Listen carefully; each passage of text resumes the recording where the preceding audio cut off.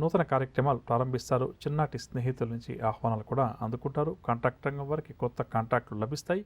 స్థలాలు, వాహనాలు కూడా కొనుగోలు చేస్తారు. ఆలయాలు, ఆశ్రమాలు కూడా సందర్శిస్తారు.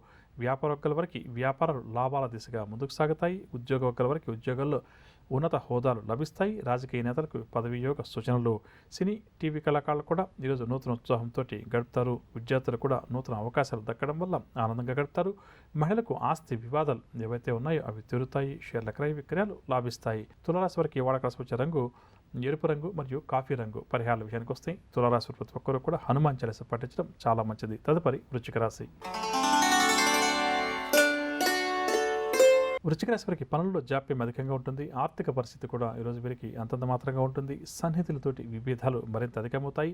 ప్రయాణాలు కూడా ఈరోజు వీరు ఆకస్మికంగా చేయాల్సి వస్తుంది. ఒప్పందాల్లో ఆటంకాలు కూడా ఎదుర్కొంటారు.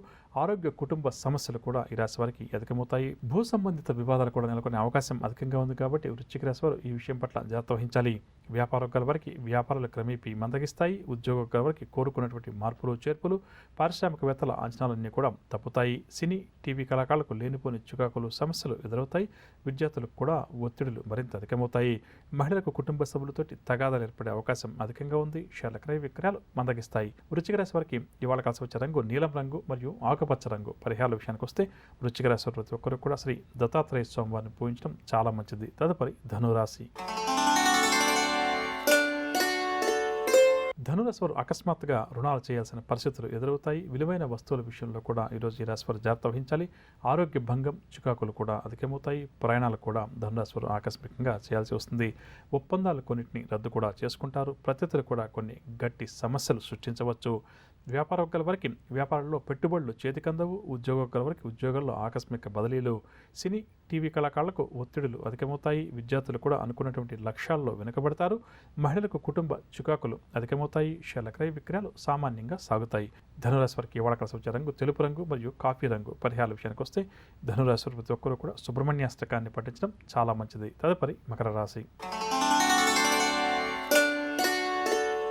మకర రాశి వారు ఉద్యోగ ప్రయత్నాలు ఎవరైతే చేస్తున్నారో ఆ ప్రయత్నాలను ఈరోజు మరింత ముమ్మరం చేస్తారు. ఆర్థిక విషయాలు కూడా ఈరోజు వీరికి కొంతవరకు ఆశాజనకంగా ఉంటాయి. సన్నిహితులతోటి వివాదాలు ఎవరికైతే అధికంగా ఉన్నాయో కొద్దిగా అటువైపు ప్రయత్నిస్తే అవన్నీ కూడా తీరుతాయి. ఆసక్తి కలిగించే కొన్ని విషయాలను కూడా ఈరోజు ఈ రాశి వారు తెలుసుకుంటారు. సేవా కార్యక్రమాల్లో కూడా చురుగ్గా పాల్గొంటారు.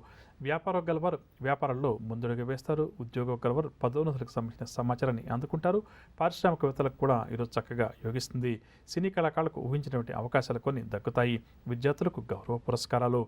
మహిళలకు వాహన, గృహయోగ సూచనలు. షేర్ల క్రయ విక్రయాలు లాభిస్తాయి. మకర రాశి వారికి ఇవాళ కలిసి వచ్చే రంగు పసుపు రంగు మరియు బంగారు రంగు. పరిహారాల విషయానికి వస్తే మకర రాశి వారు ప్రతి ఒక్కరు కూడా రుణ విమోచన అంగారక స్తోత్రాన్ని పఠించడం చాలా మంచిది. మనం గత కొద్దిగా మనకున్న సమస్యను బట్టి దీపారాధన చేసే సమయంలో ఏ విధంగా చేయాలి, ఏ తైలంతో దీపం వెలిగించాలి, ఏ భగవంతుని ముందు వెలిగించాలి, ఏ స్తోత్రంతో స్వామివారిని పూజించాలి అన్న అంశాల గురించి ప్రతిరోజు కూడా తెలుసుకునే ప్రయత్నం చేస్తున్నాం.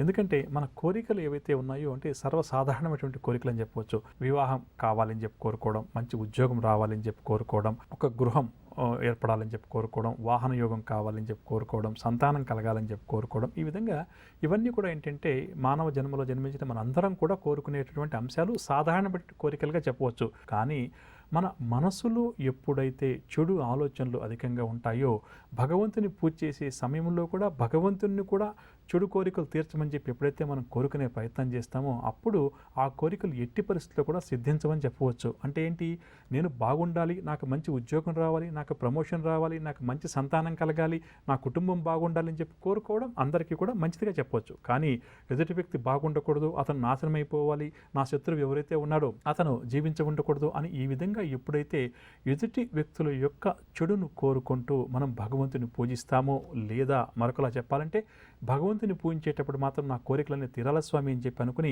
ఆ పూజ అయిపోయిన తర్వాత ఎప్పుడైతే మనం చెడు ఆలోచనలు, చెడు ప్రయత్నాలు చేస్తామో అంటే మన ధర్మం ఏదైతే ఉందో ఆ ధర్మాన్ని మనం నిర్వహించే ప్రయత్నం చేయకుండా మనకున్నటువంటి అధికారాన్ని, డబ్బును, ఇంకొక దాన్ని అడ్డు పెట్టుకొని భగవంతుని ఎప్పుడైతే చెడు కోరికలు తీర్చమని చెప్పి మనం కోరుకుంటామో నిజంగా భగవంతుడు అటువంటి కోరికలు కోరేవారిని ఏమాత్రం కూడా ఉపేక్షించడం చెప్పవచ్చు.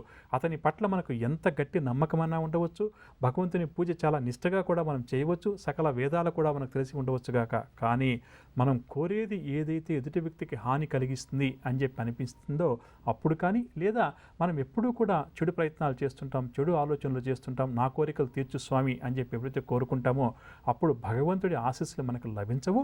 మరింతగా చెప్పాలంటే ఆయన ఆగ్రహానికి మనందరం కూడా గురి కావాల్సి వస్తుంది. ఇక ఎవరైతే దంపతులు ఆడపిల్లలు కలగాలి అని చెప్పి కోరుకుంటుంటారో, అంటే ఏంటంటే వారికి సంతానం ఉంటుంది కానీ ఆడపిల్ల కావాలని చెప్పేసి కోరిక ఉంటుంది.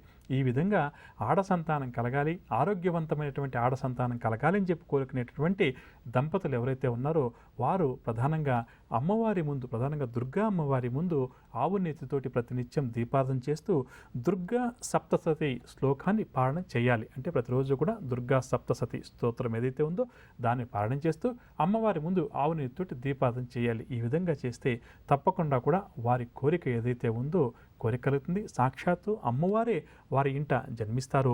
ఆయురారోగ్యాలతోటి ఆ ఆడపిల్ల ఎవరైతే జన్మిస్తారో వారు కూడా ఆయురారోగ్యాలతోటి జన్మిస్తారని చెప్పొచ్చు. మంచి దైవభక్తిని కూడా ఆ ఆడ సంతానం కలిగి ఉంటుందని చెప్పవచ్చు. అంటే మనకి కలిగే సంతానానికి దైవభక్తి కూడా అధికంగా ఉంటుంది.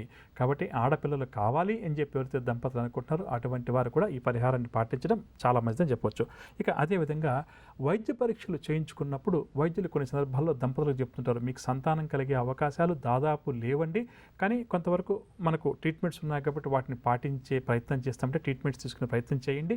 ఒకవేళ భగవంతుని అనుగ్రహంతో మీకు ఏదైనా సంతానం కలగచ్చు అని చెప్పారనుకుందాం. అంటే ఏంటి, నేటి కార్యక్రమంలో వైద్య పరీక్షలు చేసి వైద్యులు ఏమంటున్నారు, మీకు అన్నీ బాగానే ఉన్నాయండి, సంతానం ఎందుకు కలగలేదు అని చెప్పి అనుకున్నప్పుడు ఒక రకమైన పరిహారం తెలుసుకుందాం.